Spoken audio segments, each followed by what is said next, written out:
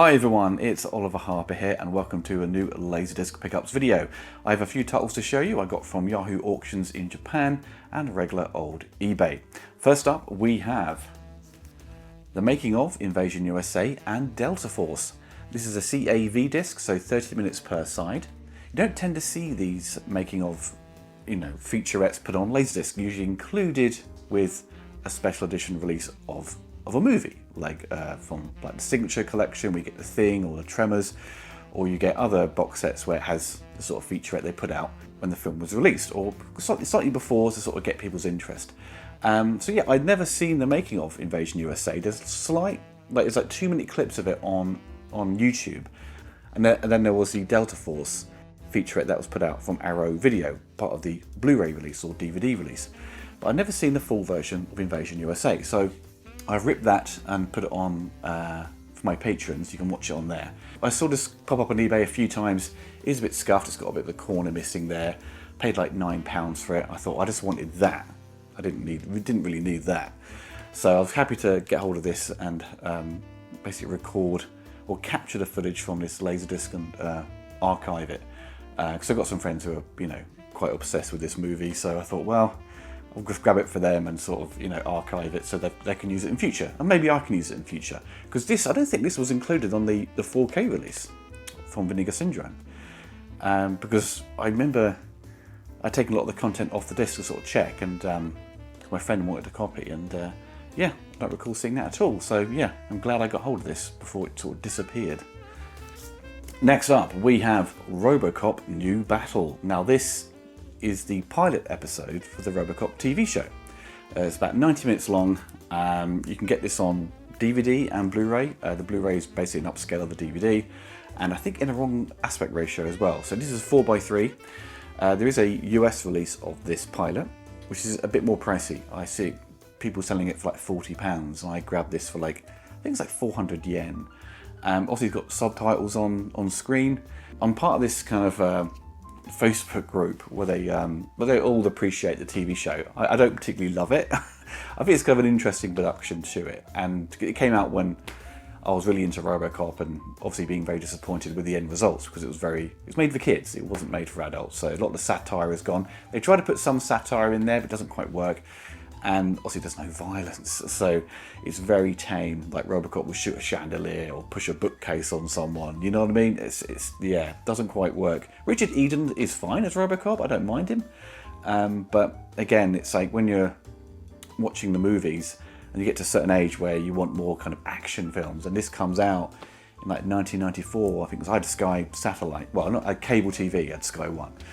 And it aired on there, and I was like, oh my god, Robocop! And then you watched it and went, oh, it's like a bit shit. The production values are really good on this. It's Canadian-based production. It looked fantastic, money well spent, but unfortunately, it's made for kids and not for adults.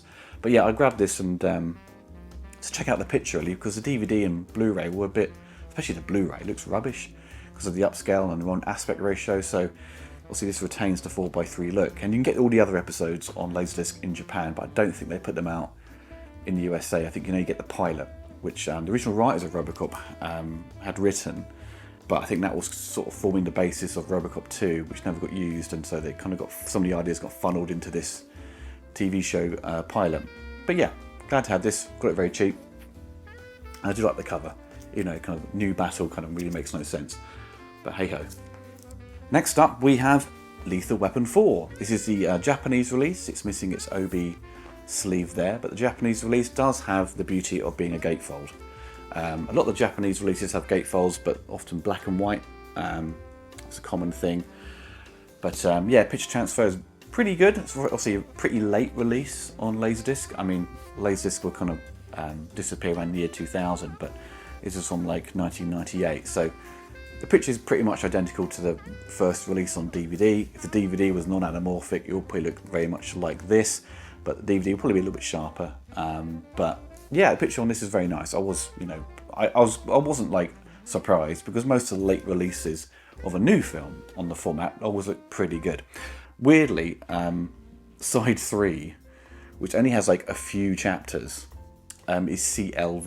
They say like 15 minutes worth of footage, so they didn't put, or video, they didn't put it in CAV, they put it in CLV, so a bit annoying, but I think it just includes a trailer at the end. But just kind of missing a lot of the special features that were put on the US release of this. So yeah, I got this cheap, so I'll have that, because when you bid on Japanese auction, you have to put a certain deposit of money in, generally, and then you got a little bit left. I thought, I'll just bid on this. I didn't own it on LaserDisc. I've got it on Blu-ray. I think there'll probably be a 4K version coming out at some point, because I put out the first film, so I imagine they'll do the same with the sequels. In terms of the sequels, I think, for me, I think number 2 is probably the best of the sequels, and this one, I didn't like number 3 that much. Number 3 is kind of a rushed film, I recall. But yeah, nice to have this. I like the gatefold sleeve. I mean, if I ever get the US release, I'll probably just like frame this, because it's a very cool cover. I do like the look of the theatrical sort of poster kind of squeezed into this LD sleeve. But yeah, very cool.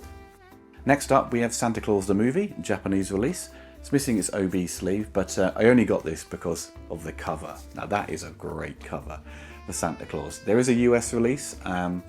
It's pan and scan like this one, so there's no widescreen release of Santa Claus the Movie. Obviously because it bombed, and it made a huge amount of money when it came to TV, because it's always repeated every year. But yeah, in terms of the format, only got essentially one release in the USA and in Japan. The picture's not going to blow you away. It's 4:3. It's from the mid-80s. Telecine work wasn't as good back then. It probably looks a little bit sharper than the old VHS release. You probably get better sound with this format, of course. But yeah, I only wanted it because of the picture, and I'll probably frame this actually. I think weirdly, if you look on the LaserDisc database, it says sort of Japanese text. I think that's probably included on the OB sleeve, or maybe at the bottom here, and that it was in widescreen. But weirdly, when you start the film, as it's sort of Japanese logos, whoever the company who would distribute the movie, that's in widescreen. And then it goes to the film, and it's 4:3. You're like, oh, bollocks. But yeah, it would have been nice to have this in widescreen, but yeah, because it's shot anamorphically, so when you pan and scan, it always looks dreadful. But yeah, I have a lot of love for this movie. Grew up with it. Fantastic score. Really good visual effects for the time. It's just unfortunate once it goes to modern times, when he meets the kid, or both the kids really, it sort of falls on its arse. Santa Claus has nothing to do really, and John Lithgow takes over, and John Lithgow kind of hates this movie, but yeah, I love his performance in it. Yeah, good to have. Next up, we have Westworld, a widescreen release from Japan. It's missing again the OB sleeve, but I got this dirt cheap, like 380 yen. I've not seen the US release pop up that much. I thought, well, I'll get the Japanese one because it does have a better cover. I do love that cover. The US release kind of makes use of this image. It says deluxe widescreen from MGM. And this is from 1993, I believe. This release, yes, has no chapter stops, which is very annoying. Also, like Santa Claus the Movie has no chapter stops, nor does Robocop have chapter stops, which is frustrating because it released from like the mid-90s should have chapter stops. Makes it easier to get through the movie.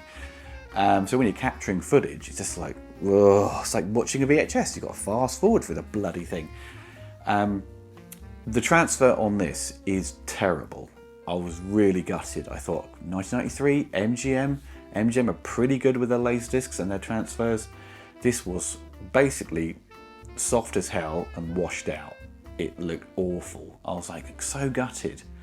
I was just like, ugh, you know. So yeah, unfortunately, just going to have to, you know, I might frame this LaserDisc at some point, or maybe give it to a friend, you know. But yeah, I was gutted. It does include an information.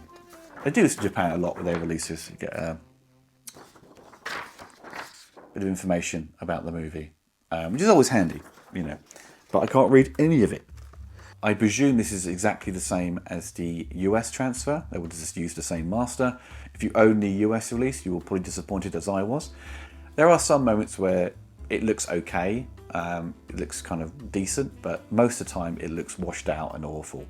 So yeah, absolutely gutted. But hey ho, one to avoid, people, if you're into collecting. Only get it because of the cover. Another one from Japan is Street Fighter the Movie. I only discovered that my cat has chewed the side of my LaserDisc because this was in a plastic sleeve, you see. cats seem to enjoy things that are plastic, like chewing stuff, so that's really annoyed me. So I paid peanuts for this, but still, that's kind of ruined it. So I have this as a DTS release on LaserDisc, and I have the Signature Collection, which has the audio commentary and additional making of trailers and some video game footage from the Super Nintendo, I think, version of Super Street Fighter 2. And I think there might be some the movie game footage as well. This is a widescreen release. Thankfully it comes with a DOB sleeve. This widescreen release doesn't include the DTS track, but I presume it's derived from it because the PCM, the standard Dolby Surround, sounds incredible. Really aggressive, really loud. I was like, bloody hell. With the special edition release, that doesn't include a Dolby Digital track or DTS. It just includes the same audio as this, but this kind of blew me away. But yeah, I was really impressed. And on the LaserDisc database, it mentions this includes no extras, but it does. It includes a featurette and a trailer at the end. Weirdly, this includes no chapter stops. It only includes chapter stops for the side 2 with the featurette and trailer. Bizarre. Again, a movie from 1995, this got put on LaserDisc, and no chapter stops. The featurette I thought was the same.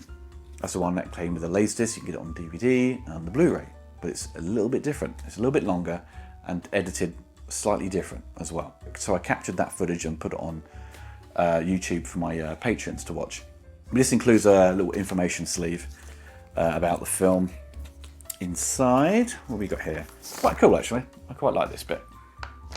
Yeah. Cool photo of Van Damme, and we got some production notes there. Very cheap to get hold of, so yeah, does include extras. Picture's great, and the sound is really good as well. But obviously, you've got to enjoy the film because most people hate this film. But for me, it's a guilty pleasure. So yeah, I had a lot of fun with this film over the years. Very silly, great performance though from Raul Julia. You know, one of his last performances, and it's kind of like the comparison with him with Skeletor from Masters of the Universe. Both fantastic actors going completely over the top with their performance, and it's an absolute joy to watch. And finally we have a Criterion release, which I also got from Japan, but it's an American LaserDisc. So some discs you can buy from Japan that are imported from USA, and it's Sid and Nancy. I do have this on Blu-ray. I got the Criterion release from America, but this was like 1,000 yen. I thought, oh, I love that cover. I thought I'll get hold of this.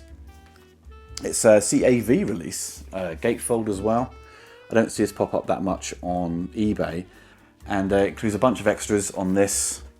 You've got like making of, you've got loads of photo stills, like archived kind of like text as well. You've got to step through loads of it, so there's a lot of that, stepping through old archive photos and information. On the analog soundtracks, it does include a commentary and includes the soundtrack as well. And also on digital track, you've got the original kind of soundtrack with dialogue and music, etc. But yeah, very happy to have this. Very good film, despite some of the casting being a bit shit. Like, you know, the guy they cast to play, you know, Johnny Rotten is mostly awful. But Gary Oldman, wow. I think it's his first performance, isn't it? I think it's his first theatrical film he did. And it's incredible. Really good.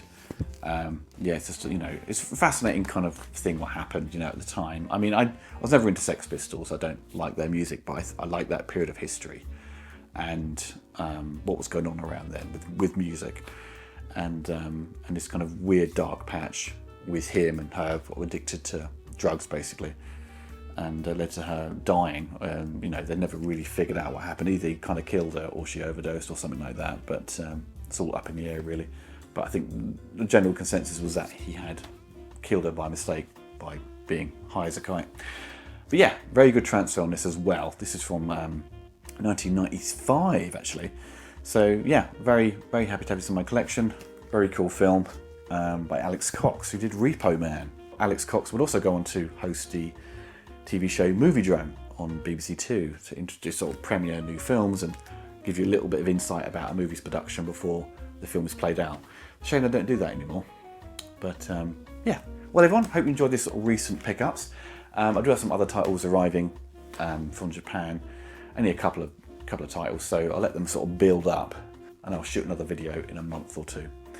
But anyway folks, take care and goodbye for now. I hope you enjoyed the video. Don't forget to click the like button and hit the bell to be notified of my latest reviews. Big thanks to my patrons and YouTube members for supporting the channel. If you want to get involved and gain access to exclusive videos and take part in Q&As, follow the link below.